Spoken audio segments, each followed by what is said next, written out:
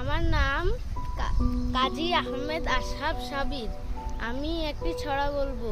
আমার ছড়ার নাম আমি হব সকালবেলার পাখি, সবার আগে কুসুম বাগে উঠবো আমি ডাকি, সূর্যি মামা জাগার আগে উঠবো আমি জেগে, হয়নি সকাল ঘুমো এখন মা বলবেন রেগে, বলবো আমি আলসে মেয়ে ঘুমিয়ে তুমি থাকো, হয়নি সকাল তাই বলে কি সকাল হবে নাকো, আমরা যদি না জাগি মা কেমনি সকাল হবে, তোমার ছেলে উঠলে গো মা রাত পোহাবে তবে।